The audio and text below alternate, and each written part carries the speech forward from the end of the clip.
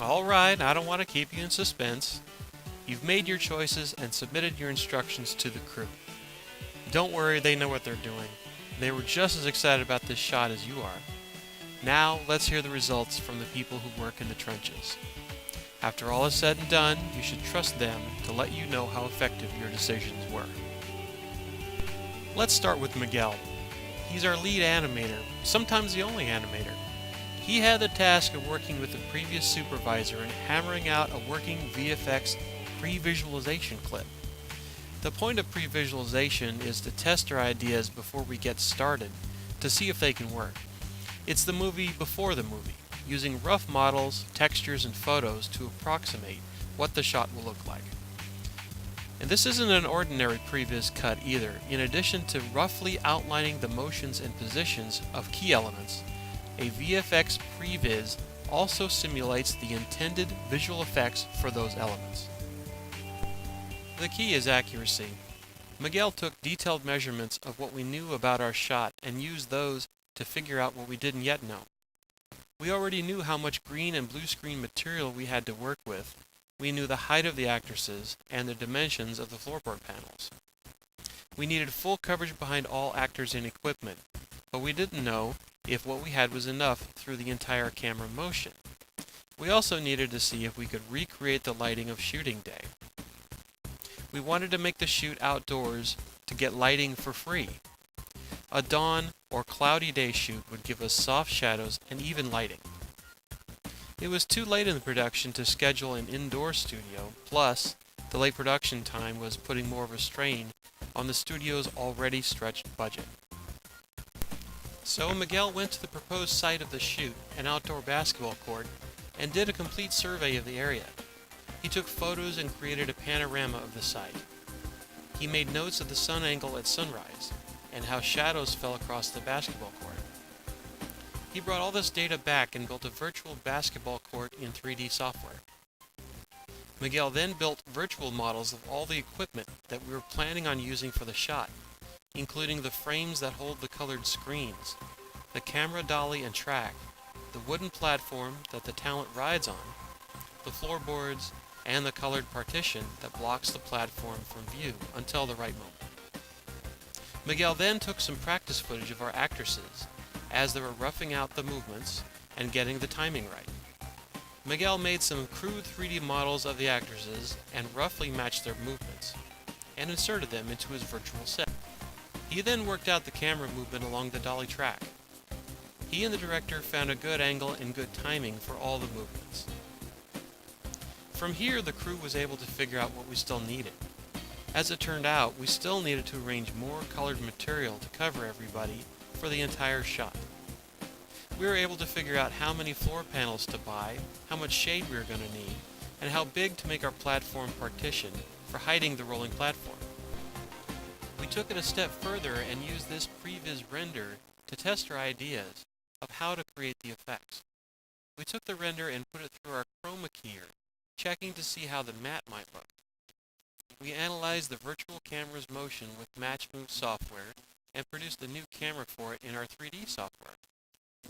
Miguel added crude buildings to render separately, along with a few holographic elements, to see how they looked and where to place them. Finally, Christy went through and composited all the virtual passes to see if anything was missing. When we were satisfied that the plan was sound, we used the virtual set that Miguel built to print schematics for the film crew. From this, they laid out the dolly track, frames, partitions, and floorboards. They knew just how far to place the camera from the talent and where to place tracking markers. As you learned earlier, two different film crews competed on this shot because each were new startups and wanted their names in the credits. A film like Soccer Mom was important for both companies to help increase their clientele, so both companies agreed to compete for the shot. We had someone from Sweet and Dill on each shoot to make sure the previs was being used correctly. One company used our green backdrop, while the other opted for blue. Miguel went along both shoots to verify that the measurements were being followed and to check the light angles. Leah, our lighter, also went along to take HDRI exposures. Once both shots were in the can, the studio picked the best clips and sent them over to us. The director was fine with whichever take we chose, so I left it up to you. You chose the blue take and had Max go ahead and do the match move, while Christy went ahead to start the chroma key work. Max first created a lower resolution copy of the footage and ran it through the match move software. The software automatically searched for features in the footage and tracked them through the entire shot. The software was able to lock in on the tracking markers that we placed on the green screen and hung from a wire in the foreground. Really, the markers turned out to be mostly unnecessary for the track because there were already plenty of features to track on the ground and in the set. Max ran the camera solution from the featured tracks, enabling the computer to simulate a new camera that could be exported to a 3D animation package. The tricky part, Max tells me, was in setting the coordinate system correctly to match the size of the set in the 3D scene. Max had to go back and take many of Miguel's survey notes from the shoot. He was able to find certain features that the software tracked and input the correct measurements between those features. He had to specify which tracking features rested on the ground. He had to mask off areas where there were people and equipment moving through the shot so that the match move software would ignore those motions. Finally, he found tracked corners of objects and told the computer how far apart they were in real space. For example, the corners of the floorboards were 8 feet apart, the frame was 8 feet high, and so on. This helped immeasurably because the 3D scene models had already been built to real scale. When all the tracking was done, the camera exported accurately and matched the real camera motion perfectly. Christy had a few choice words about the difficulty of keying this shot. While the blue tracking markers made it possible to easily key them out, there were some trouble areas that required extra time.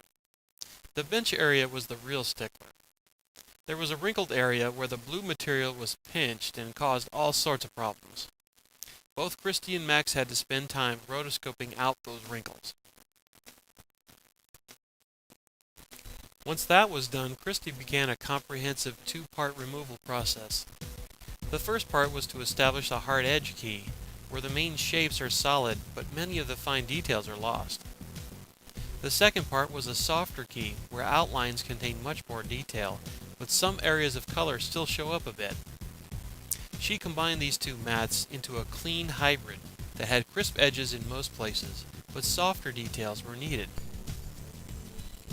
While Max was finishing his roto work on the footage, Christy and Miguel began animation work that made up the many graphical displays and holograms that were present throughout the production.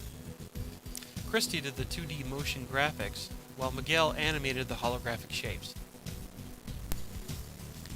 Before you took over the management of this shot, the previous supervisor had our 3D guy, Isaac, build the 3D models of our scene and texture them.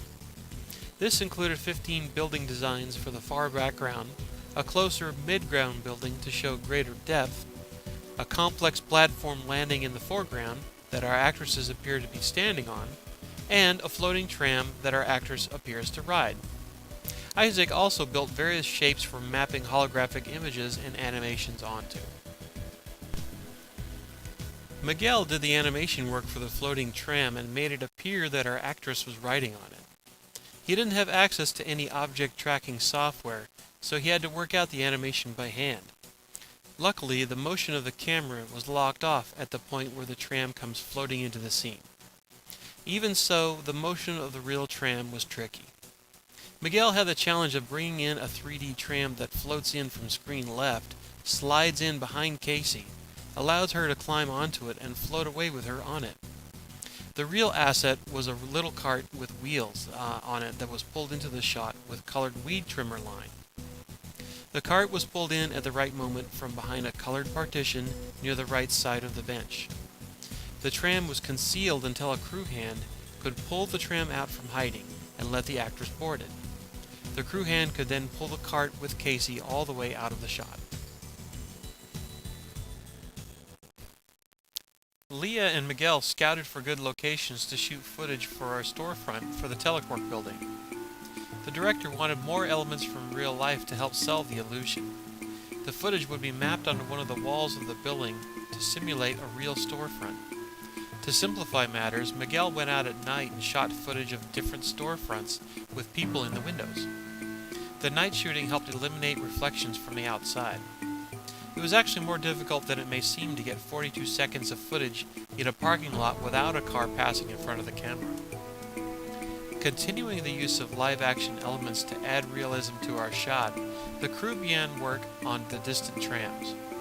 The director wanted other trams to be present in the background, each with a person riding their own tram, like Casey was in the foreground. Christy and Max set up a makeshift green screen set to shoot footage of themselves. They got Leah out there to help too. They each stood for several seconds and shifted around like they were riding the trams. Christy got the footage and keyed out the green. It didn't have to be too fancy. The images were to be viewed from a distance. They were composited onto polygons and copies of the 3D trams. They were animated by Miguel to crisscross along the background and provide depth and size cues. Christy even videotaped close-up footage of herself, acting like she was speaking to the camera. That footage was later used as an actress wrist phone image. Christy was the other person who appeared to be talking to the actress on it. Leah worked through the lighting simulations and rendered all geometry.